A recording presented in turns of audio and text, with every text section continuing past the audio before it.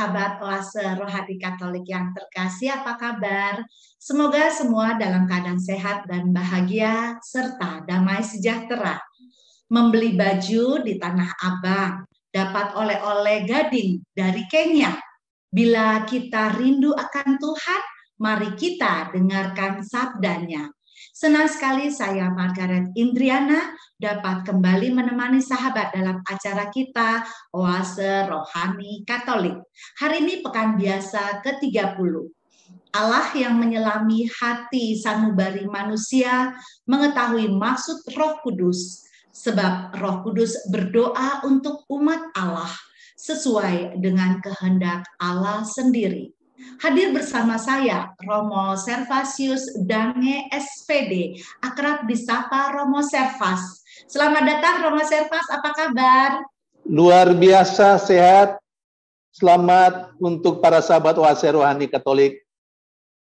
Puji Tuhan, terima kasih Romo sudah meluangkan waktu untuk Margaret dan juga sahabat Oase Rohani Katolik dimanapun berada.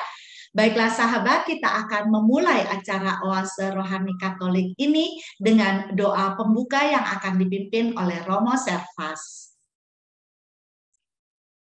Kita heningkan hati kita menyadari kehadiran Tuhan di tengah kita, karena kita berkumpul dalam nama-Nya. Dalam nama Bapa dan Putra dan Roh Kudus. Amin.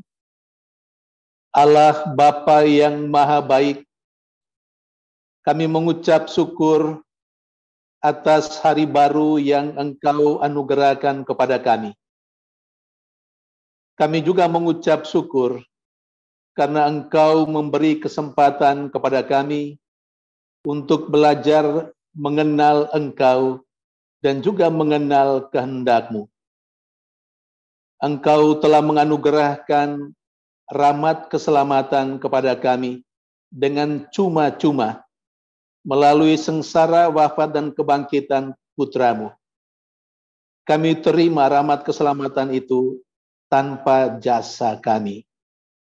Namun kami harus berjuang dalam hidup kami agar pantas menerima anugerah keselamatan yang Engkau siapkan itu.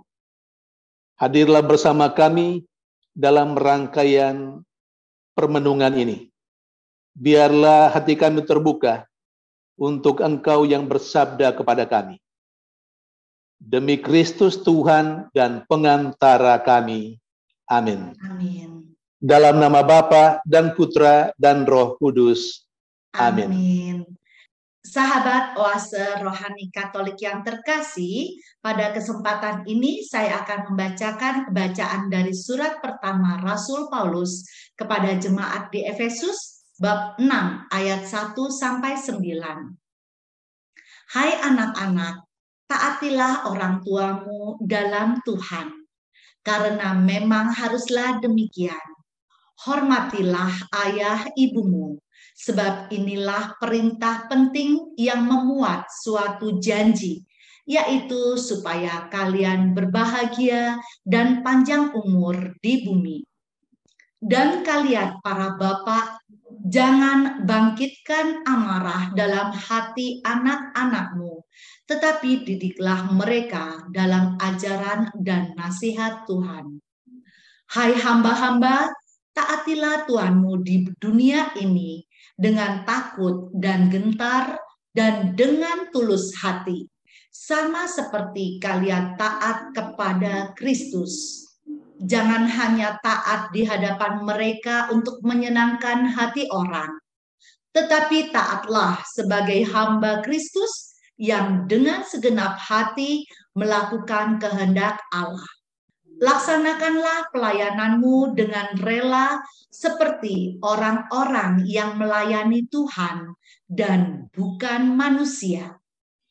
Kalian tahu bahwa setiap orang, entah hamba, entah orang merdeka, akan menerima ganjaran dari Tuhan kalau ia berbuat sesuatu yang baik. Dan kalian para tuan, bersikaplah demikian juga terhadap hamba-hambamu, dan janganlah mengancam. Ingatlah bahwa Tuhan mereka dan Tuhanmu ada di surga, dan Ia tidak memandang muka. Demikianlah sabda Tuhan. Syukur kepada Allah. Sahabat Oase Rohani Katolik yang terkasih, marilah kita tanggapi bacaan pertama dengan Mazmur tanggapan. Tuhan itu setia dalam segala perkataannya. Tuhan itu setia dalam segala perkataannya. Segala yang kau jadikan akan bersyukur kepadamu, ya Tuhan, dan orang-orang yang kau kasihi akan memuji Engkau. Mereka akan mengumumkan kemuliaan kerajaan-Mu dan akan membicarakan keperkasaanmu. Tuhan itu setia dalam segala perkataannya. Untuk memberitahukan keperkasaanmu kepada anak-anak manusia dan memaklumkan kerajaanmu yang semarak mulia.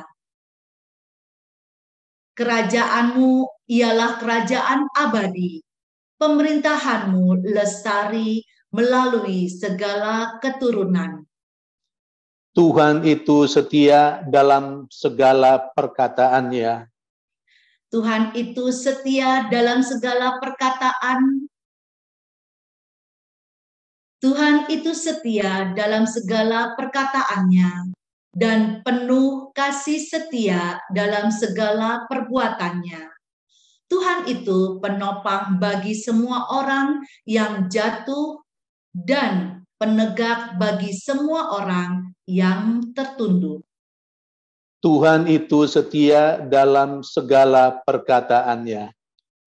Sahabat Oase Rohani Katolik yang terkasih, marilah kita membuka hati kita untuk mendengarkan bacaan Injil. Haleluya, haleluya, haleluya. Haleluya, haleluya, haleluya. Allah telah memanggil kita untuk memperoleh kemuliaan Tuhan kita Yesus Kristus. Haleluya, haleluya, haleluya. Tuhan bersamamu dan bersama rohmu. Inilah Injil suci menurut Lukas. Dimuliakanlah Tuhan.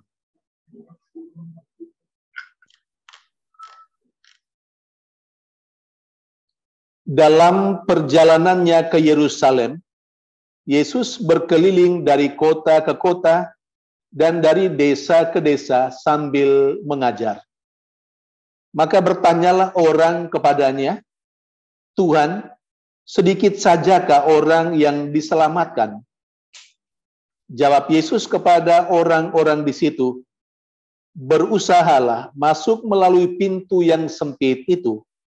Sebab aku berkata kepadamu, banyak orang akan berusaha untuk masuk, tetapi tidak akan dapat. Jika tuan rumah telah bangkit dan menutup pintu, kalian akan berdiri di luar dan mengetok-ngetok pintu sambil berkata, Tuan, bukakan pintu bagi kami. Tetapi dia akan berkata, aku tidak tahu dari mana kalian datang.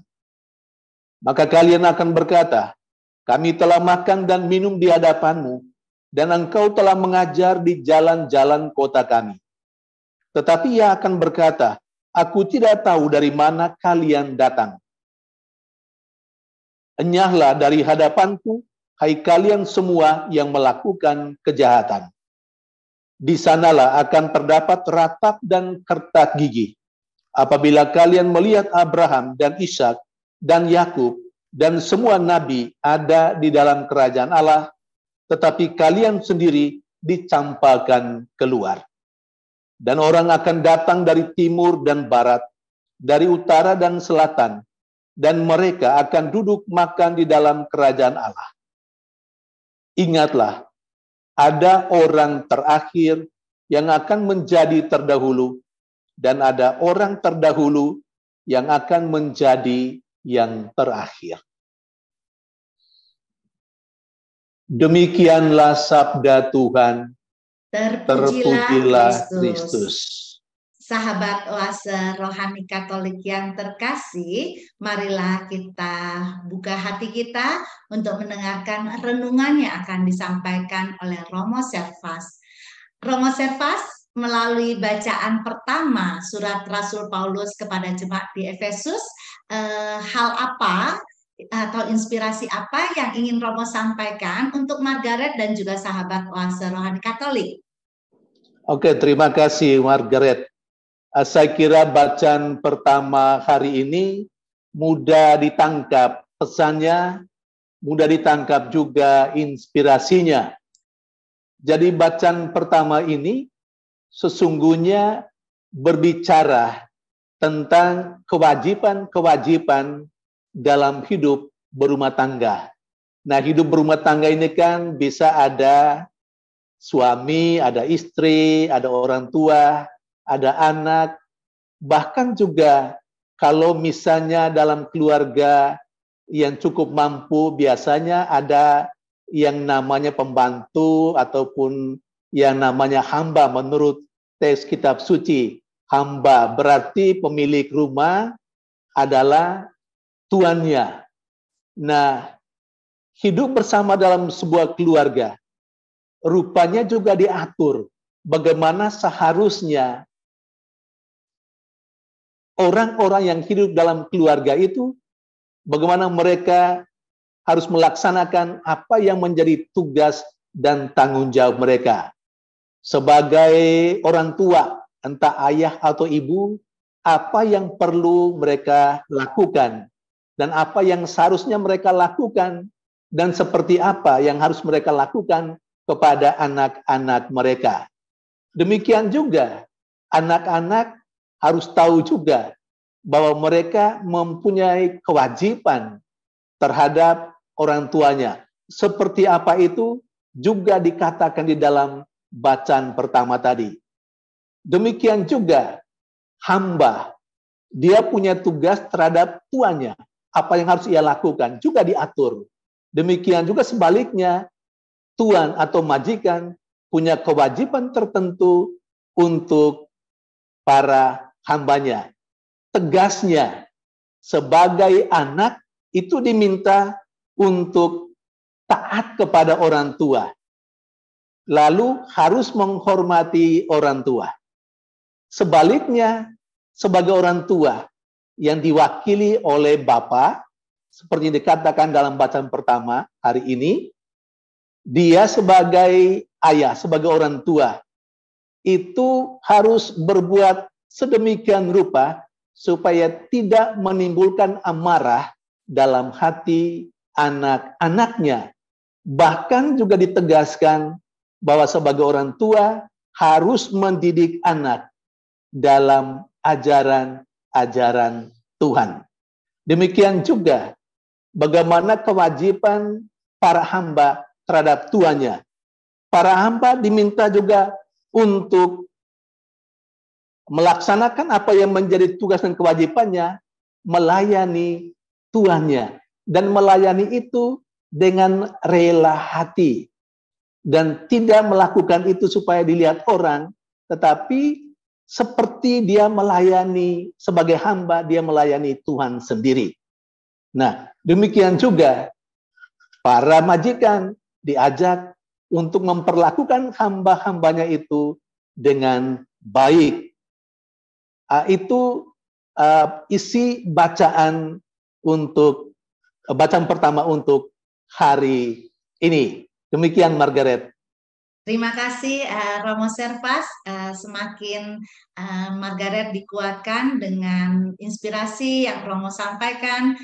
Di sini kalau dikatakan anak-anak harus taat kepada orang tua, Margaret jadi ingat 10 perintah Allah, di mana pada perintah yang keempat, hormatilah ayah ibumu. Nah, Betul sekali. dalam kesehariannya seringkali mungkin karena kesibukan ataupun juga karena suatu tingkat stres yang tinggi dan sebagainya, terkadang anak-anak suka melawan kepada orang tuanya, ataupun orang tua terkadang menyakiti hati anaknya tanpa disadari. Nah, aplikasi dalam kehidupan yang Romo ketahui ataupun juga apa yang diharapkan dalam kehidupan rumah tangga, mungkin Romo bisa memberikan peneguhan kepada Margaret dan juga sahabat Oase Rohani Katolik, Romo.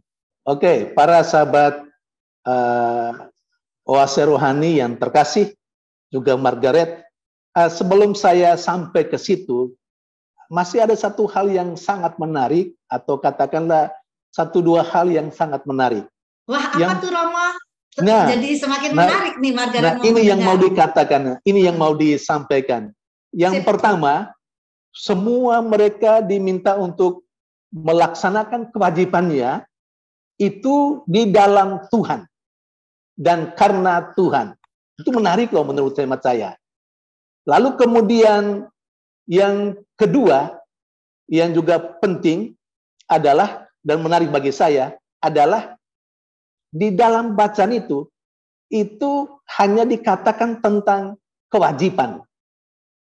Saya, kalau omong tentang kewajiban, itu di atas kepala saya ini, dalam kepala saya ini, itu ada padanan kata dengan kewajiban, yakni hak. Saya kira Margaret dan juga sahabat Oase Rohani tahu tentang itu.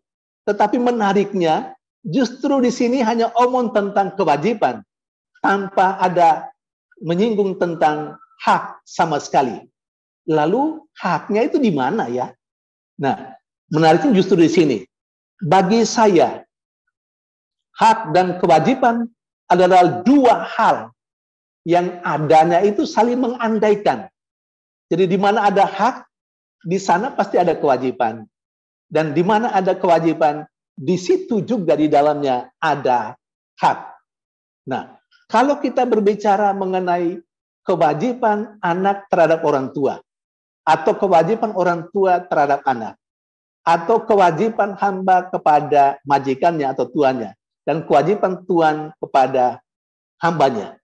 Nah, ketika kita berbicara tentang kewajiban anak terhadap orang tuanya, justru di dalam kewajiban anak itu ada yang namanya hak dari orang tua.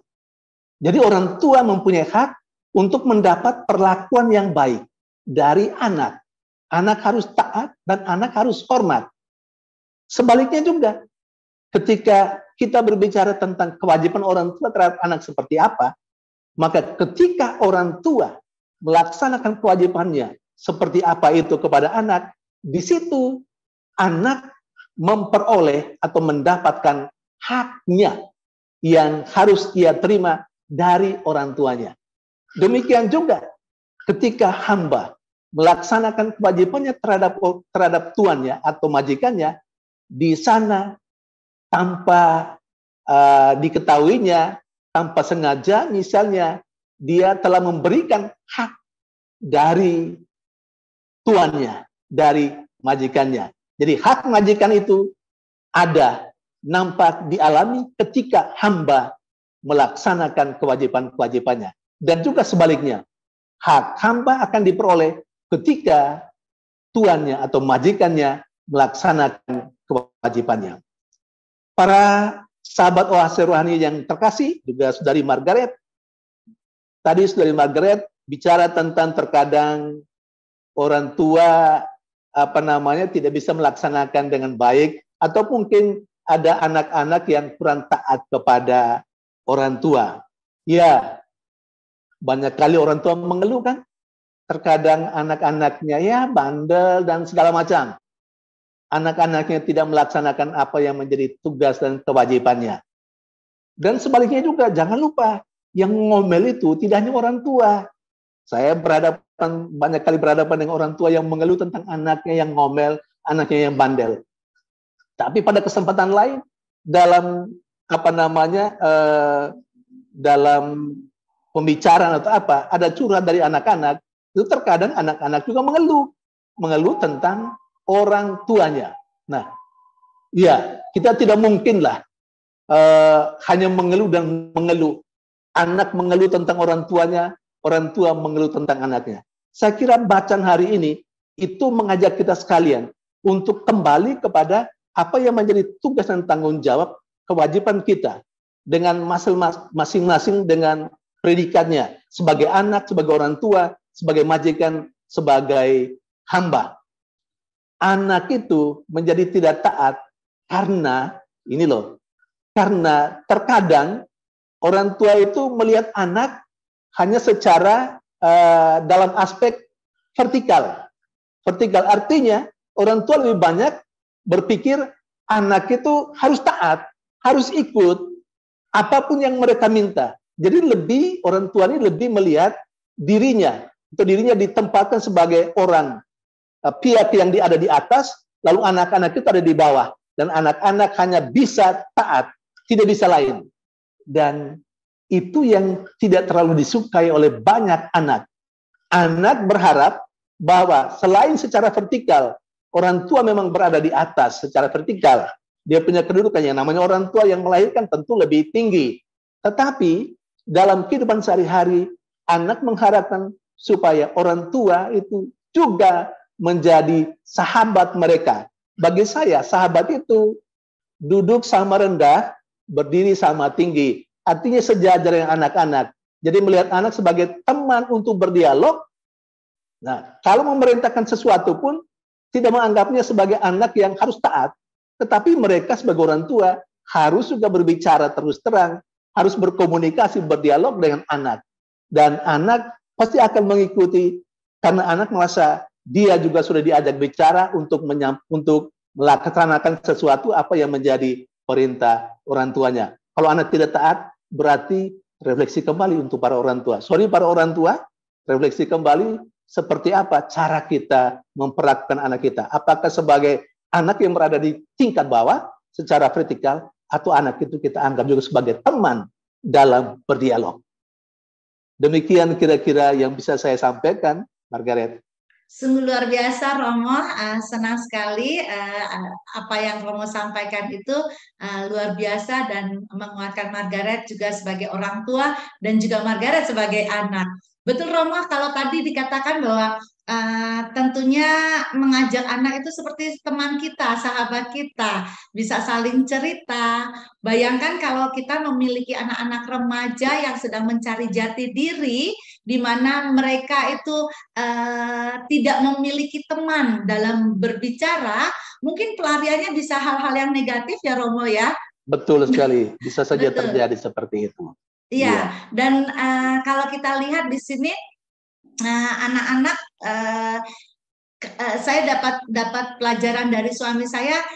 Kita menghindari bahasa bandel Romo katanya supaya anak-anak itu sebenarnya kreatif, dia melakukan explore segala macam. Nah, tinggal diarahkan kepada hal-hal yang positif ya Romo ya. Betul sekali, sangat setuju dengan itu, sangat setuju dengan itu. Karena begini, melaksanakan tugas dan kewajiban itu baik sebagai anak maupun sebagai orang tua, atau baik sebagai hamba maupun sebagai tuan, itu bacaan pertama tadi juga menegaskan melakukan itu di dalam Tuhan dan karena Tuhan. Artinya apa? Artinya dalam diri anak itu juga ada Tuhan di sana. Anak juga begitu melihat orang tua, di dalam diri orang tua juga ada Tuhan. Jadi kalau dia mau taat karena ada Tuhan di dalam diri orang tuanya. Demikian juga kalau orang tua mau menyampaikan sesuatu, lihatlah nasihat bahwa ada Tuhan di sana. Tidak hanya anak sebagai pribadi, tapi di dalamnya ada Tuhan. Jadi lakukan itu seperti kita mengatakan sesuatu, omong sesuatu kepada Tuhan yang ada di dalam diri anak. Demikian juga dengan hamba dan juga tuan atau majikan. Begitu. Ya, terima kasih Romo yang sudah memberikan peneguhan untuk Margaret dan juga sahabat Oase Rohani Katolik. Dengan demikian kita jeda sejenak dan kita akan lanjutkan pada permenungan rohani di sesi yang berikutnya.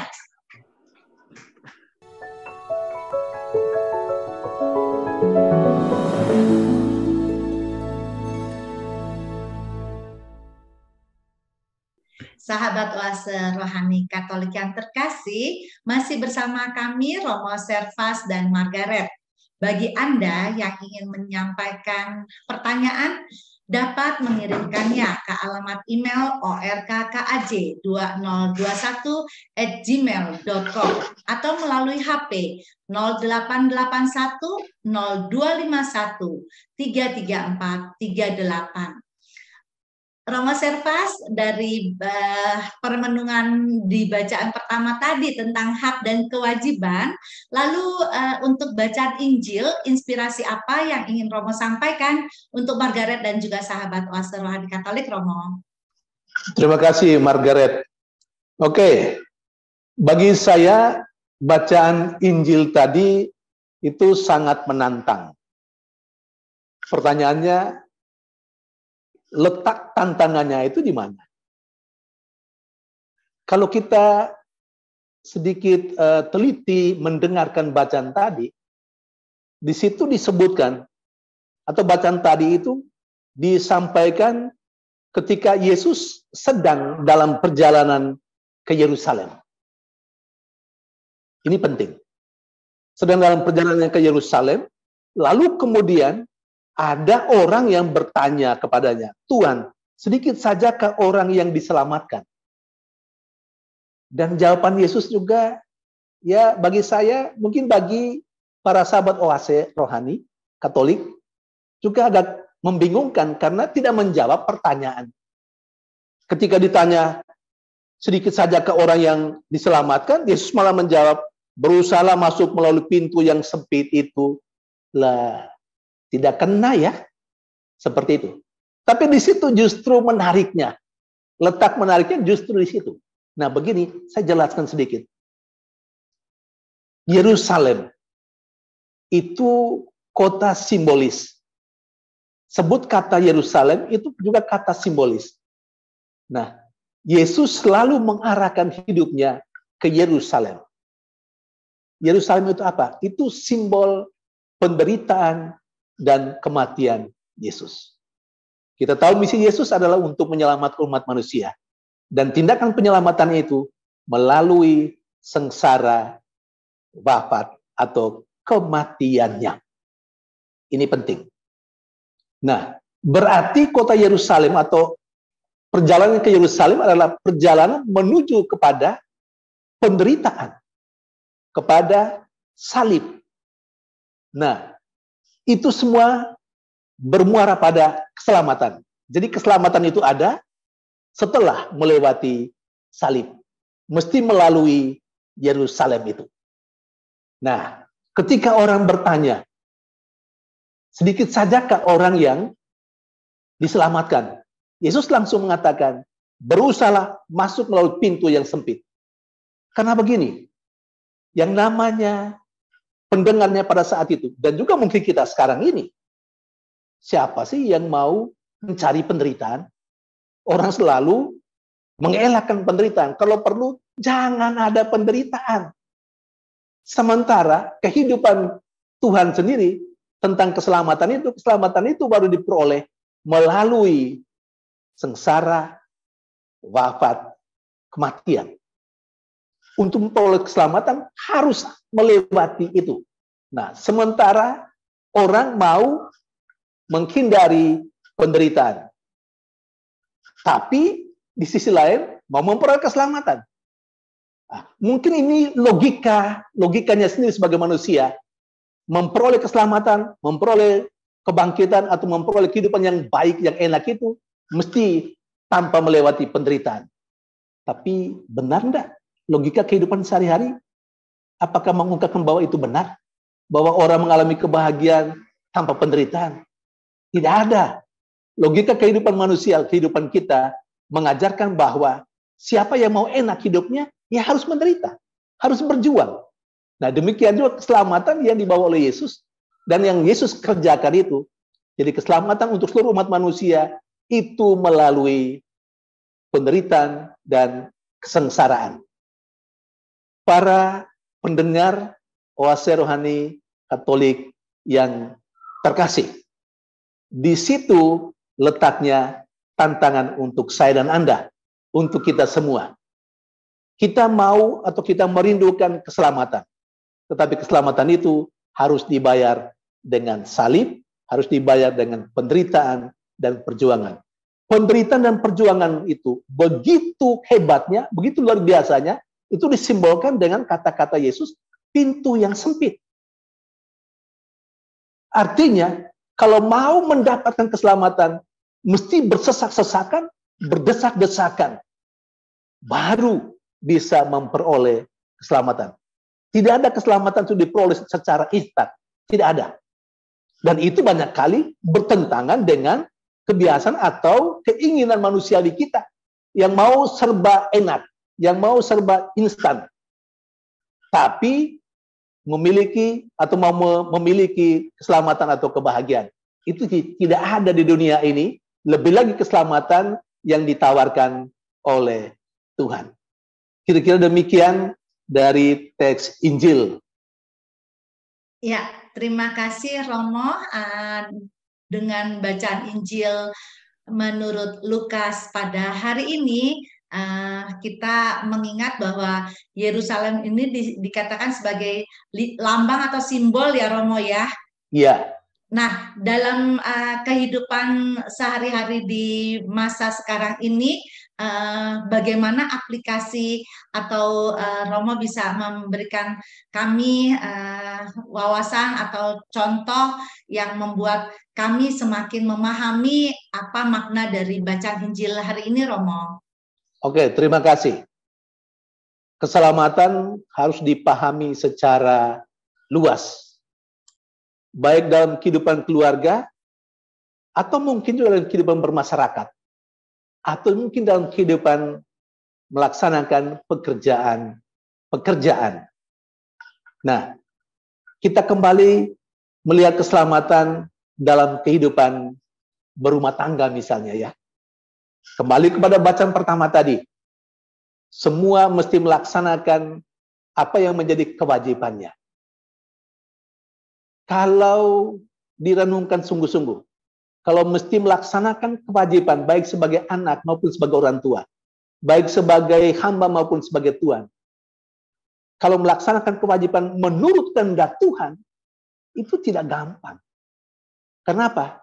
Kita terbiasa, misalnya sebagai orang tua, kita terbiasa, seperti yang sudah saya katakan tadi, sebagai orang tua kita terbiasa melihat anak itu, ya itu anak itu di bawah saya, di bawah kuasa saya, dan saya yang mengatur untuk anak. Itu. Tetapi kalau misalnya melaksanakan kewajiban sebagai orang tua terhadap anak, dalam terang Tuhan, dalam ajaran Tuhan, tidak seperti itu. Harus melihat anak sebagai teman untuk berdialog dan merubah mindset orang tua yang merasa bahwa dia yang mengatur semua untuk anak, dan anak mau tidak ada kata lain kecuali taat. Nah, ini kan sudah perjuangan yang luar biasa. Artinya perjuangan melawan diri sendiri.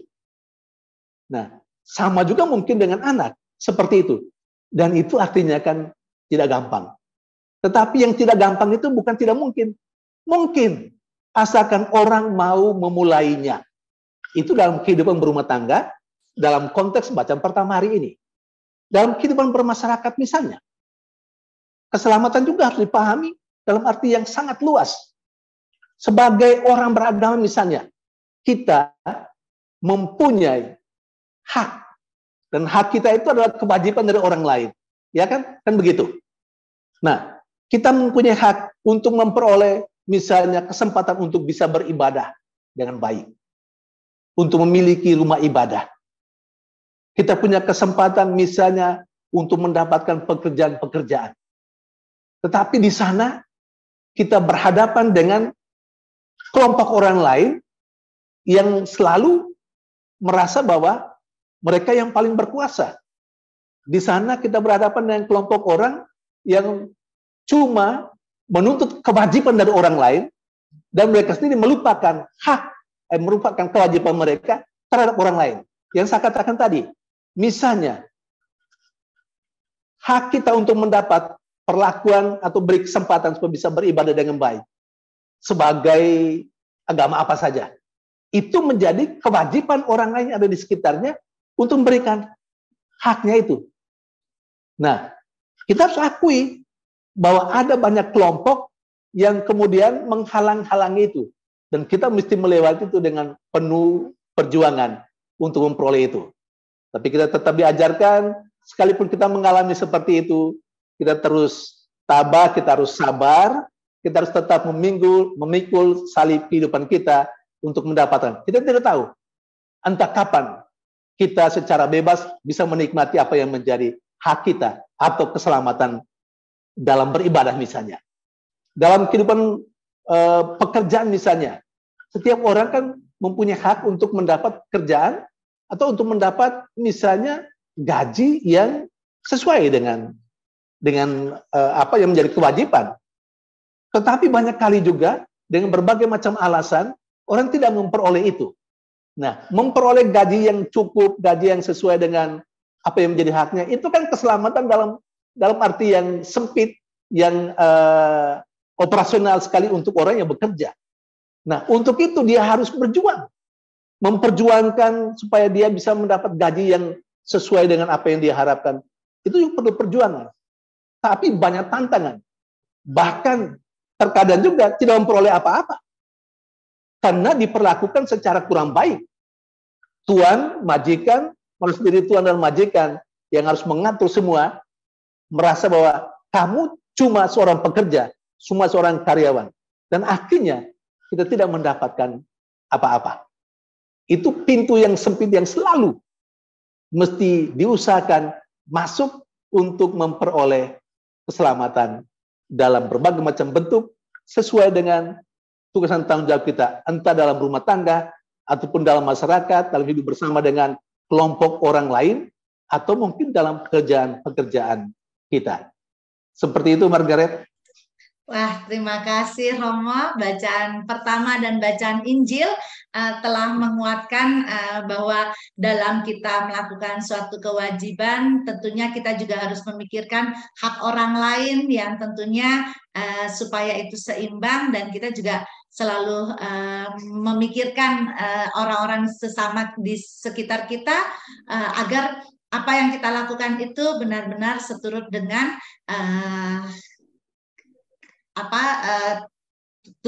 tujuan dari ketaatan kita kepada Tuhan, dan disitulah jalan keselamatan yang diharapkan ya Romo ya. Betul sekali.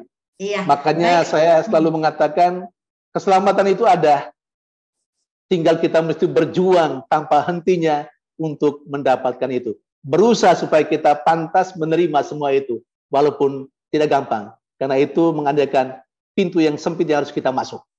Begitu. Berjuang dan tanpa putus asa ya Romo. Iya, tidak boleh menyerah. Nah, pantang menyerah. Iya. Baik, sahabat Oase Rohani Katolik yang terkasih, demikianlah perbincangan kita pada hari ini, dan marilah kita mohon doa penutup dan berkat dari Romo Servas. Para sahabat Oase Rohani Katolik yang terkasih, yang dicintai Tuhan, mari kita mengakhiri permenungan kita dengan memohon doa dan berkat dari Tuhan supaya kita mampu meraih apa yang menjadi harapan dan cita-cita kita, yakni keselamatan. Dalam nama Bapa dan Putra dan Roh Kudus. Amin.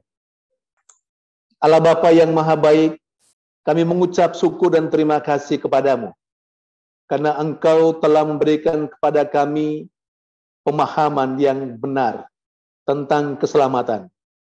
Keselamatan Engkau sediakan untuk kami semua, tetapi untuk meraihnya, kami tidak begitu saja menerima seakan menunggu turun saja keselamatan dari atas untuk kami.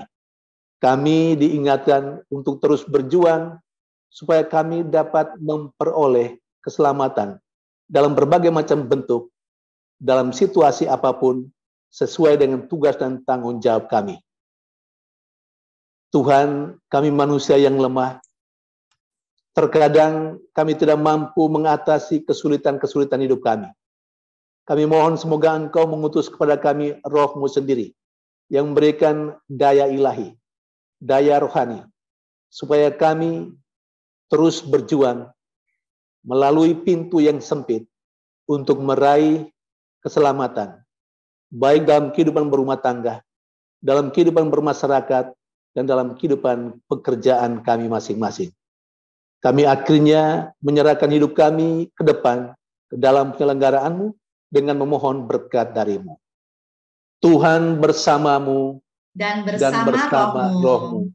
Saudari-saudara sekalian, para pendengar Oase Rohani Katolik saat ini, juga pada hari-hari yang akan datang, dalam usaha meraih keselamatan itu, kita senantiasa dilindungi, dibimbing, serta diberkati oleh Allah yang Maha Kuasa, Bapa dan Putra dan Roh Kudus.